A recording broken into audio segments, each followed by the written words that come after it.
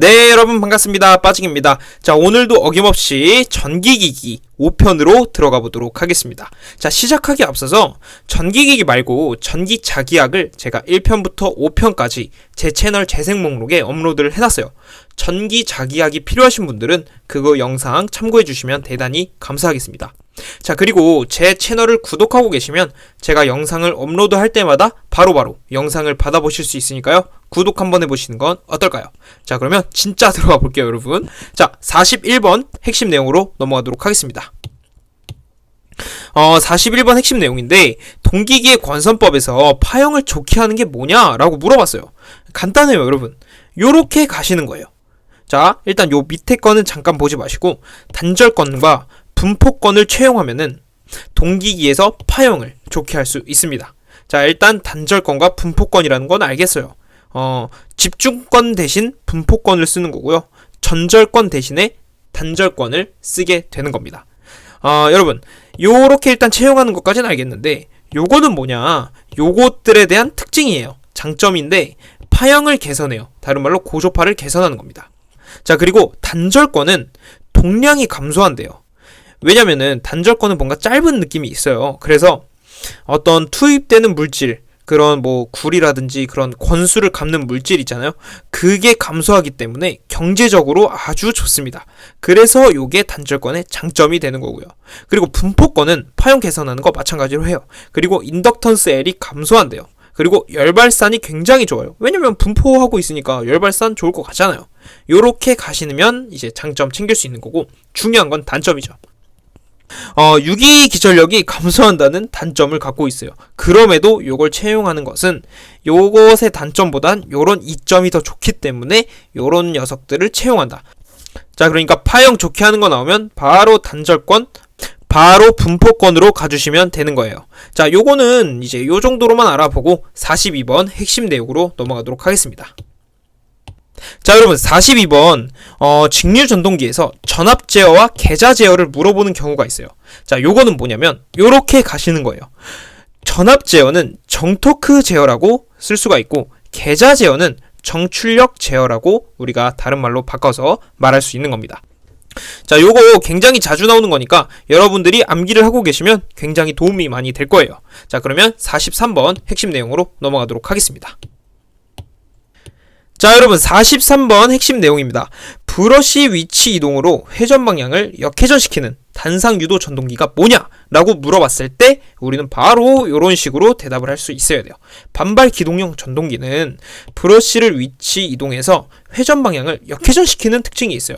이게 반발 기동형 전동기입니다. 자, 요 정도로만 여러분들이 알아주시고 우리는 시간 없으니까 바로 44번 핵심 내용으로 넘어가도록 하겠습니다. 네, 여러분 44번 핵심 내용이에요. 2차에 삽입해야 할 저항의 크기는 몇 ohm입니까? 이렇게 물어보는 경우가 자주 나오는데, 요거는 삼상 권선형 유도전동기를 유도전동기 안에서 물어보는 거예요. 자, 요 문제가 나왔다. 그러면 바로 여러분 이 공식을 떠올려 주시면 될 것 같아요.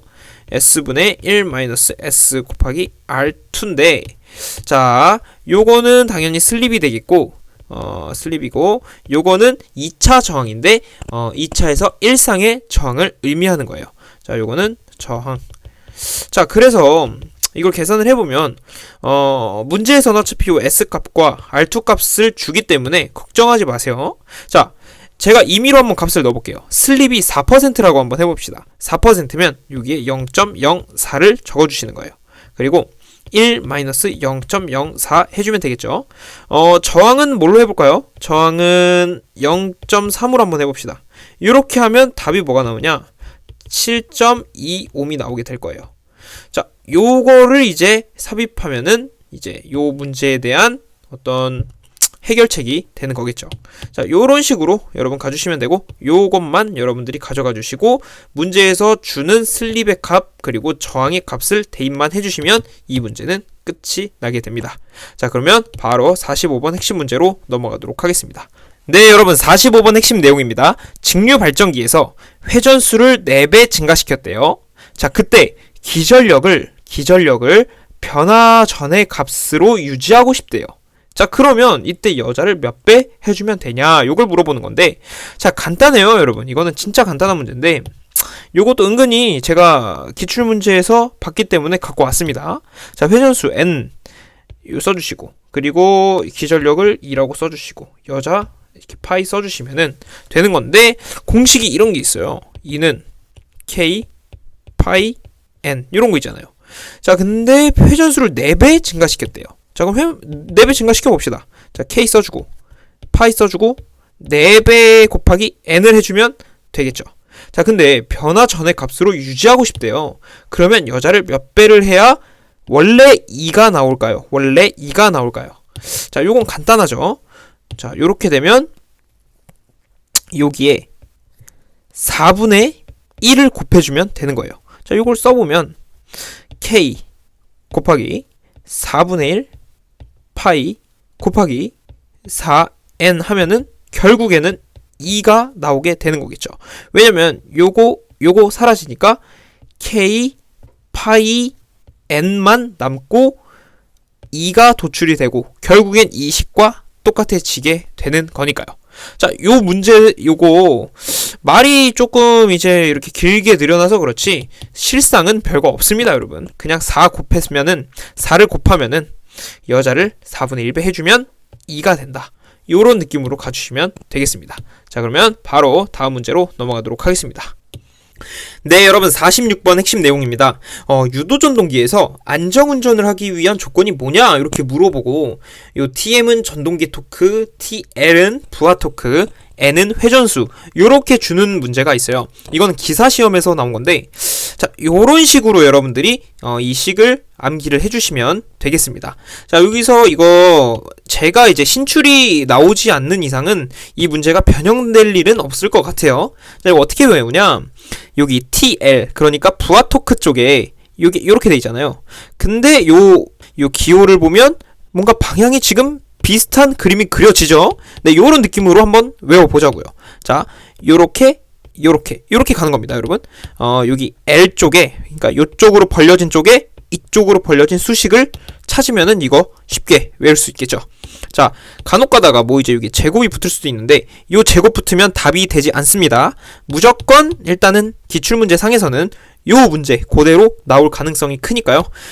요대로 여러분들 가주시면 되고, 요거 기억해 주세요. 네, 그러면 우리 또 빠르게 47번 핵심 내용으로 넘어가도록 하겠습니다. 네, 여러분 47번 핵심 내용 제동건선에 관한 내용입니다. 자, 이거는 일전에 제가 한번 설명을 해드렸는데 오늘은 조금 더 자세하게 써봤어요. 자, 난조를 방지하고요, 기동 토크 발생, 동기화력도 증대, 파형도 개선한대요. 대박이죠? 자, 그리고 단락시 이상 전압 상승도 방지한대요. 약간 요렇게 좋은 것들만 묶어놓은 게 이 제동건선.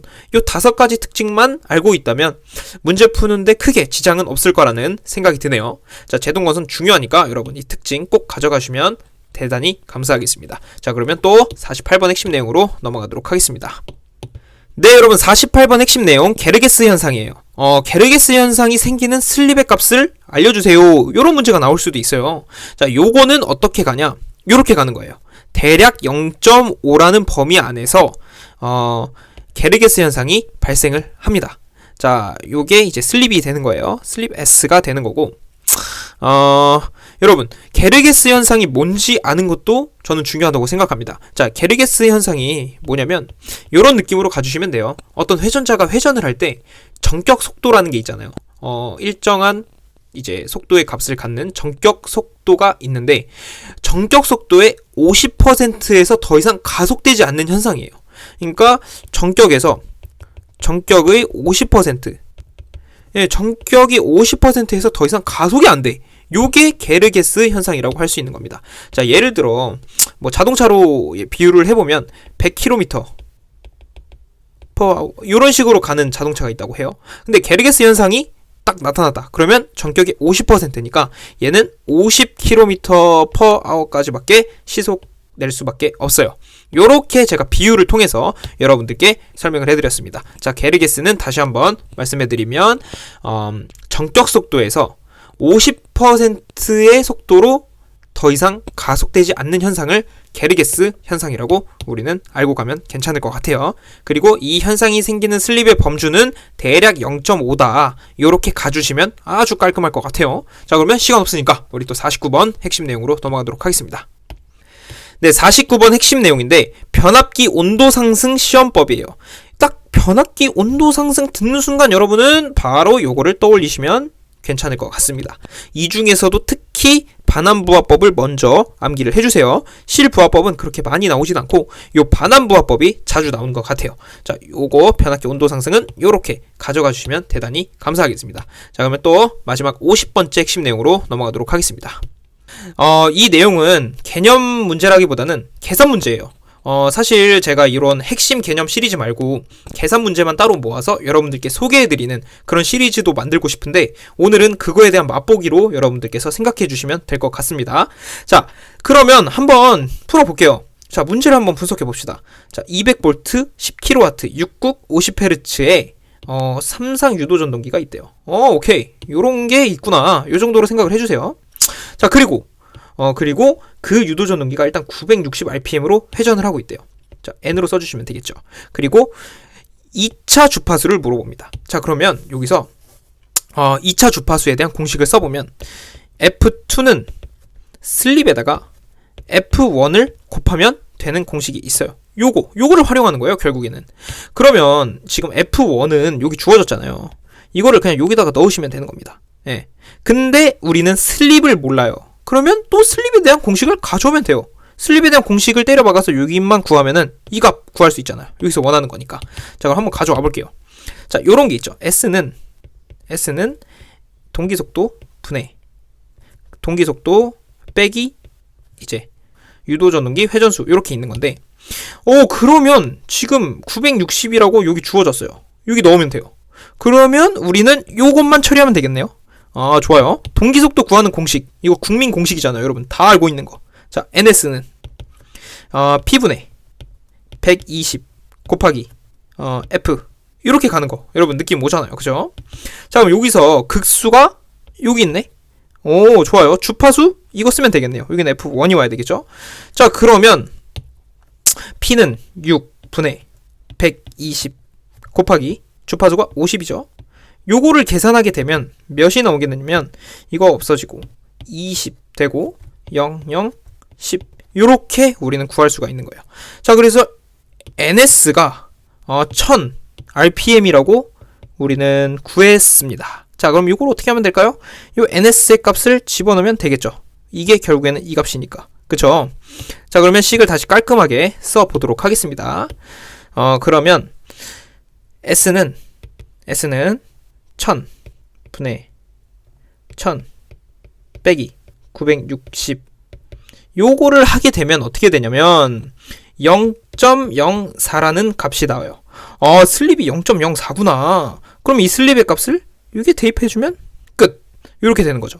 자, 그러면 마지막 정리해서 써볼게요. F2는 자, 마지막 결론 F2는 S가 0.04 곱하기 F1이 요거였잖아요. 그럼 여기 50을 곱해줘요.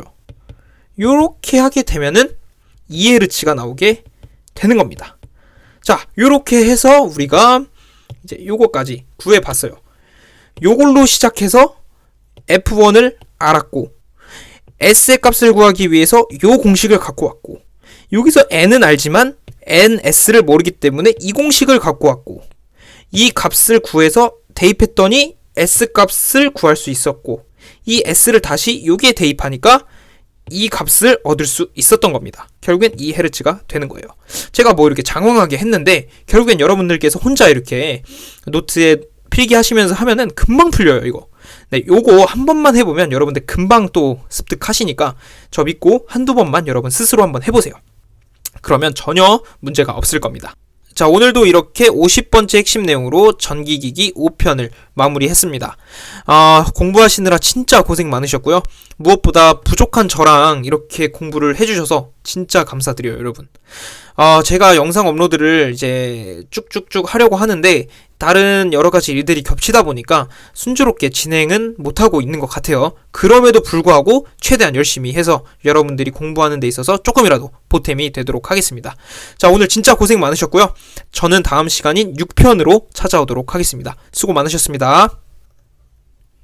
제가 여러분들 공부 조금 더 쉽게 하시라고 재생 목록을 만들어 놨어요. 유튜브에 전기는 빠지직을 검색해 주시고 제 채널에 들어오시면 됩니다. 여기서 홈, 동영상, 재생 목록 상단에 있는데 재생 목록에 여러분들은 들어오셔서 원하시는 영상을 찾아서 보시면 되겠습니다. 제 채널 편안하게 많이 놀러와 주세요.